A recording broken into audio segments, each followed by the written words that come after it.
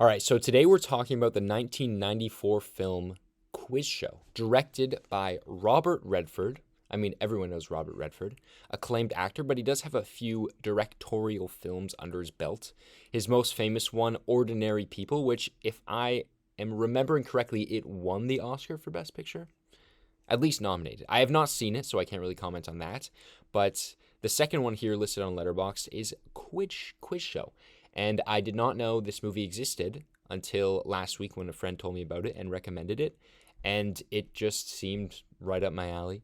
And it's like just one of those hidden gems from like the 80s and 90s that is just like, it has that vibe from the 80s and 90s. It's just like you can't replicate it in movies today, just the way they made movies. And it's just like, oh, this fit that niche so well. Just like a drama that's all alone by itself. It's not like based on anything. It's a completely original story. I mean, it's based on like real life events, but like it's a standalone project, and it just has a powerhouse cast, and it has this weird atmosphere with these movies from the 80s and 90s where it's like it's not 100% realistic. You can tell that some of these characters are purposely supposed to be the comedic relief, like the executives for the quiz show.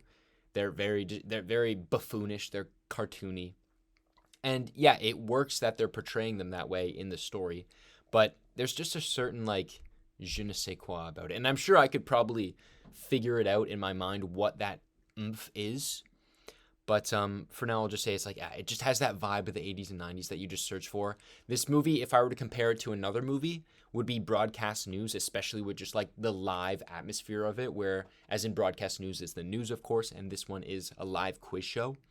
But it had that vibe of it, you know, powerhouse acting. And it's just two movies that are just like, oh, so refreshing to see. Movies that if they came out today, they would go like straight to video and they wouldn't do nothing. But back in the time, these were the movies that like grossed so much money, but you never see a drama like this gross this much money now. And like these are the movies that were getting nominated for Oscars as well. And so if we're looking at the 67th Academy Awards here, it was the Forrest Gump show, unfortunately, because I mean these bottom three here that I'm seeing, Pulp Fiction, Quiz Show, and Shawshank, I mean those are all way better than Forrest Gump. I've never seen Four Weddings and a Funeral, but hey, I didn't even know it was nominated for Best Picture. But yeah, Quiz Show was in fact nominated for Best Picture here. Let me see, was it nominated for any acting or anything? Best Director right here, Robert Redford. Best Actor, no actors. Actress, no. Supporting actor. Quiz Show, we got Paul Scofield, and which character did he play? I'm totally drawing a blank. Paul Scofield. He played Mark Van Doren. Okay, got it. Van Doren, the father, I believe. And so we got that. Supporting actor, supporting actress, no. Anything else? Screenplay, no. You know, I could just Control F. Quiz Show. Oh wait, screenplay based on material previously produced. We got Quiz Show. Oh wait, what was? Oh, it was based on the book. I didn't even know that. Learning things while I'm doing this. All right, quiz. We got picture, director, supporting actor, writing. Oh, okay, that's it. So it had 4 nominations, whereas Forrest Gump had 13. Are you kidding me? That's crazy. What a year. Well, a quick history lesson for the Oscars, the 67th Academy Awards. But we're here to actually talk about the film itself, Quiz Show. And so I'll do spoiler-free talk here first. Probably won't go that long. And then a bit into spoilers, but really nothing too heavy. So yeah, I gave it a 4 out of 5 stars here on Letterboxd.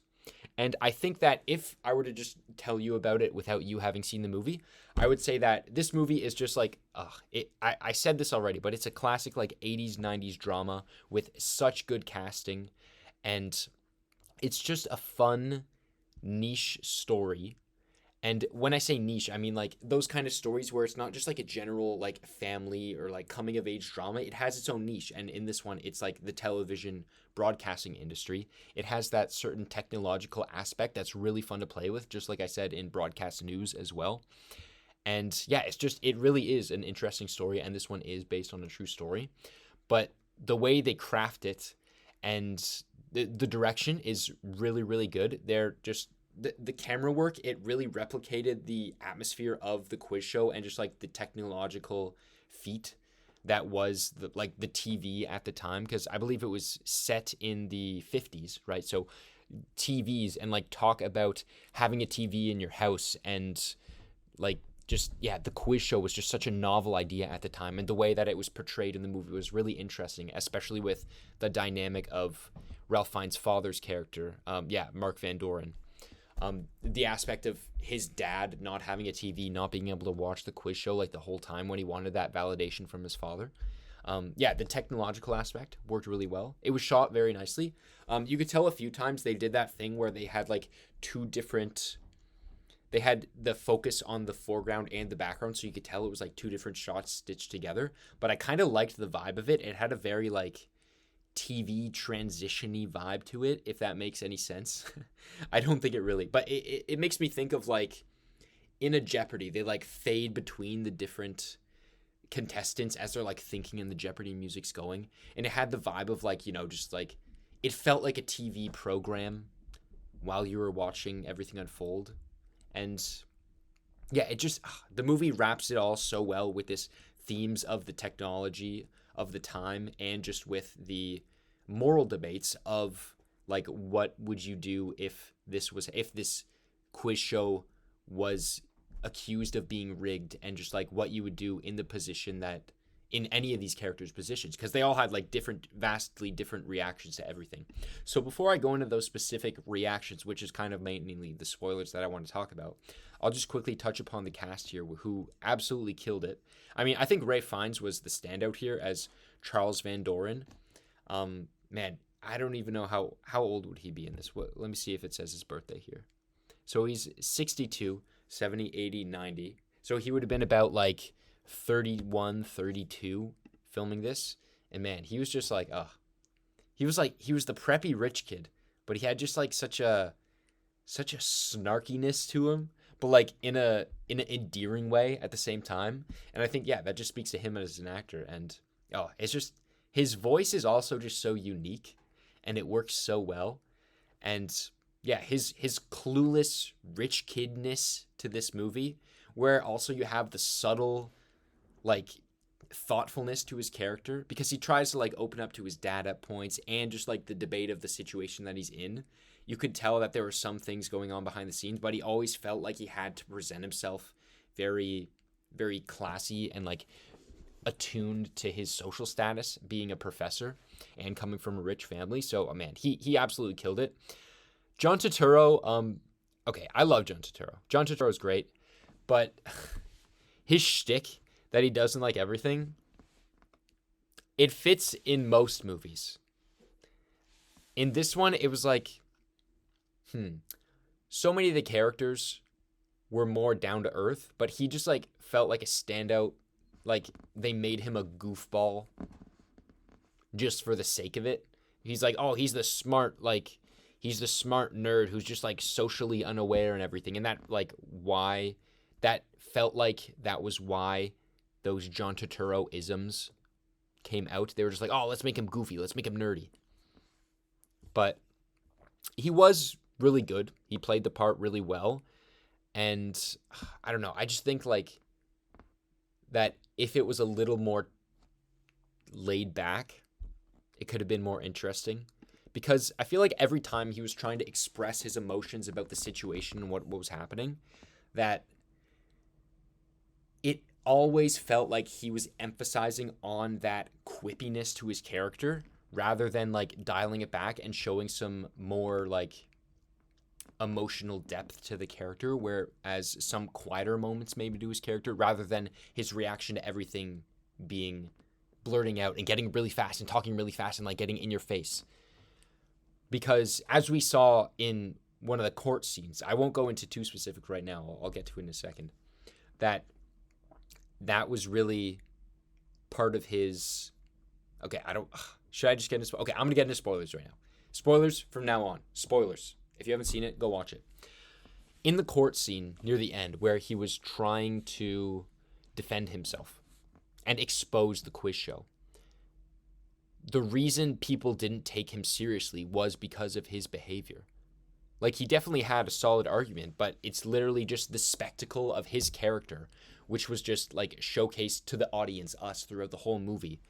And that was his undoing, where it's like, again, it's not the most realistic interpretation of a person, in my opinion. I mean, there could be people like people like that out there.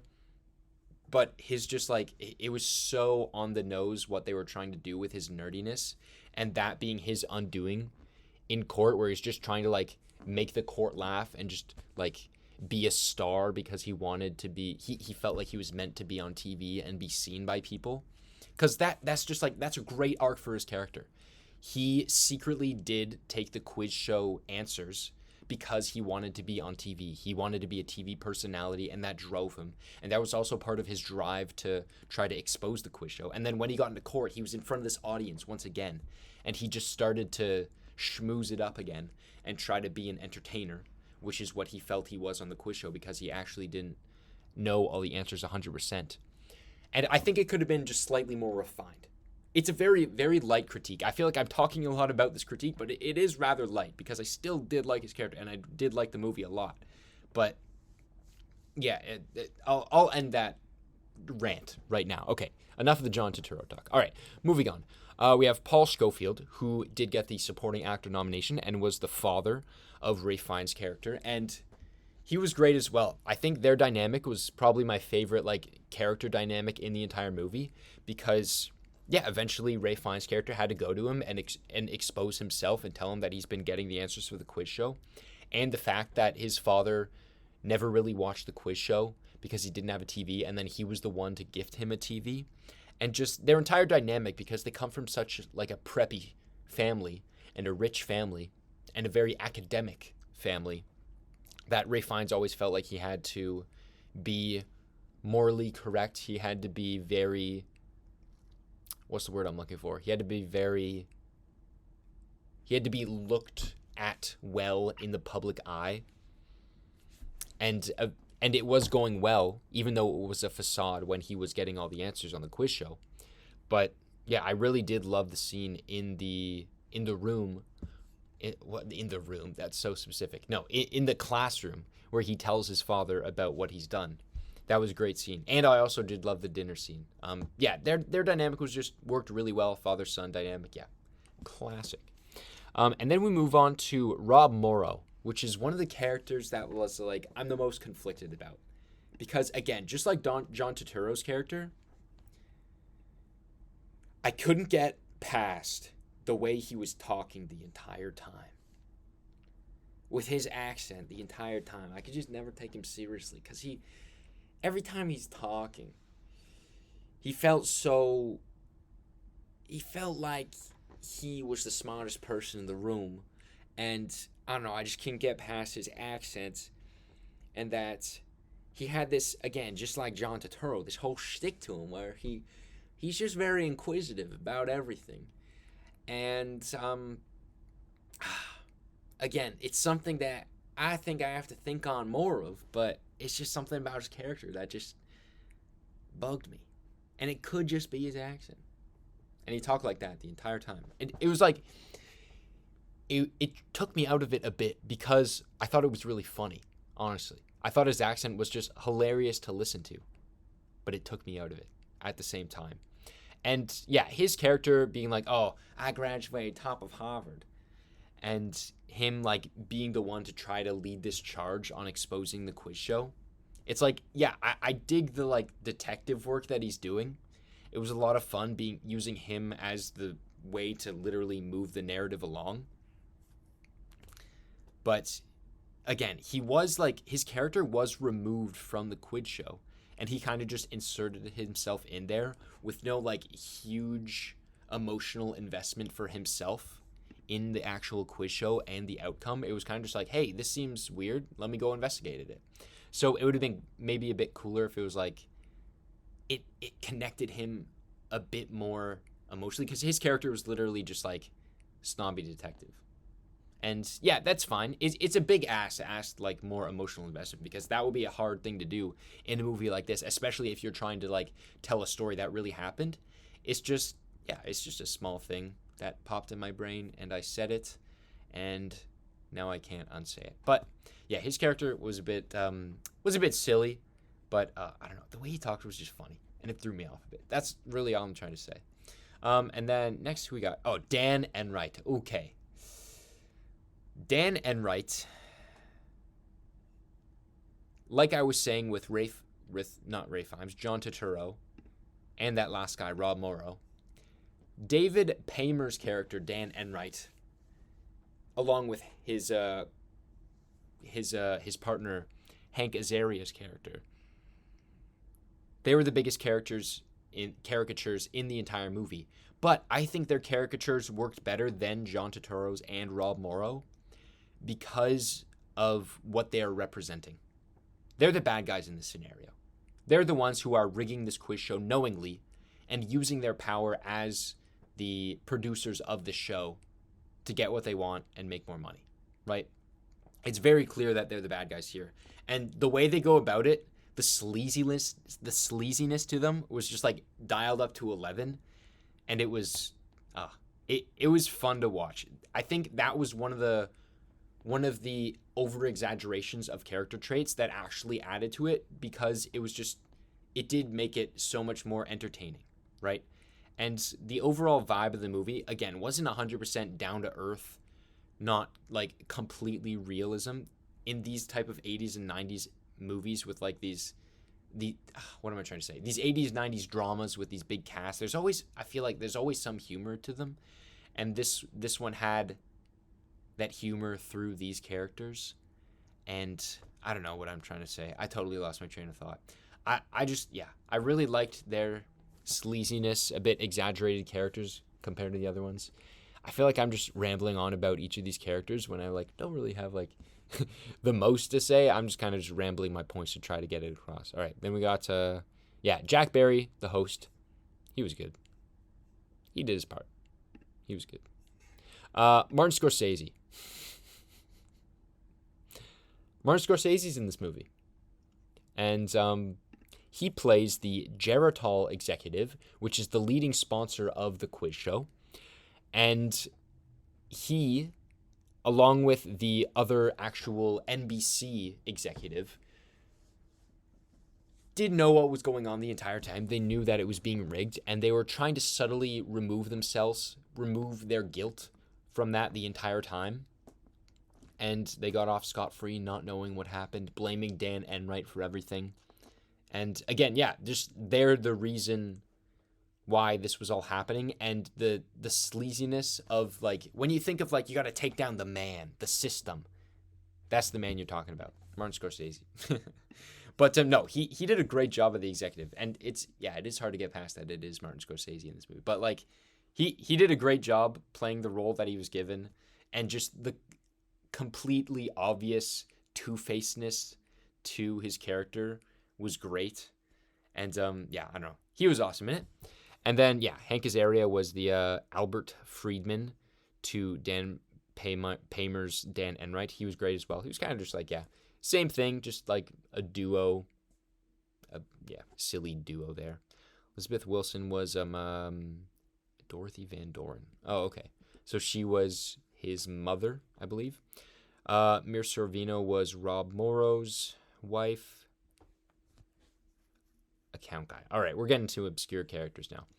But overall, I think that, again, the performances were a lot of fun, even though I did have a few gripes. I mean, they're all just very charismatic actors, and they all engaged me in some sort of way, and it was really fun. But the last thing that I want to touch about is the actual just, like, relevance of the story and the messages that it's telling. Because, I think the most entertaining part, aside from, like, just the performances and the technology themes to everything, is that the moral dilemmas in this, maybe it's not really moral dilemmas, it's just like moral wrongdoings and corruption, just like showcasing the corruption and how it affected every single character was very, very entertaining to this point, because you have a few characters that react to it differently. You have Ralph Fiennes, who is taking this money and also seemingly portrayed to the audience that he wants to do good, but it's up to the audience to determine whether they actually think he's a good character morally or not. Because, of course, we saw that initially he didn't want to take that bet. He actually wanted to be on the show and not know all the answers, and eventually showed his progression to taking the answers to only taking the questions to taking neither. And we saw that progression, and it was true. But again, you still can make that decision on his morality. And then we have John Turturro, who was defeated by Ray Fiennes and was told to take the fall in the quiz show. But it was also revealed that he was getting the answers, and that plot point wasn't revealed until partway through the movie. So, yeah, going through the whole time, we thought that he was actually a smart guy and knew all the answers. But then, yeah, it was revealed that he was taking the answers as well. When we finally know that he also was taking all the answers, he's going to the court and he's trying to expose the quiz show for what they did, but having a hard time exposing them because he as well was a beneficiary of this corruption. And just like, yeah, the way he's handling the whole situation is very interesting because we're also looking into his character and his just ego and wanting to be a face of television, and how people deem that because he's of lower class compared to Ray Fiennes, that he's not given as much of an opportunity as him, which, yeah, again, it's a criticism of just the classism in this quiz show world. And yeah, it worked well. There's a lot of just like different little commentaries that all came about this one corruption. And then again, yeah, you had the dynamic between Ray Fiennes and his father, which I already touched upon.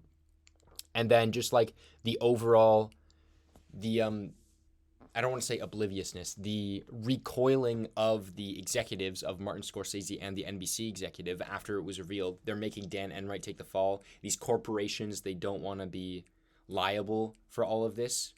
And then in the end, Dan Enright pleading that, hey, this was all entertainment. Is it really morally that bad that we rigged this entertainment TV program? And it's also interesting because it is in the 50s, and those conversations probably really hadn't happened yet, because there's so much about like artistic integrity and just integrity in like news and entertainment and broadcasting, that, yeah, those conversations were very new and very fresh in the 50s. And so it's such an interesting case study to look back on this quiz show and like who exactly took the fall, who didn't, or who tried to hide it and use it to their benefit. And yeah, just all the different moral decisions each character had to make because of this spectacle that was the quiz show. Yeah, it was just such an entertaining 90s movie with a great cast, some great directing, a great just feel of it for the time, a great movie. It was made in the 90s, but it was about the 50s, and it really had a great vibe to it. And so yeah, I'm very happy I watched it. I would highly, highly recommend it. It's one that I didn't know about until last week when my friend told me about it. So yeah, very glad I watched it.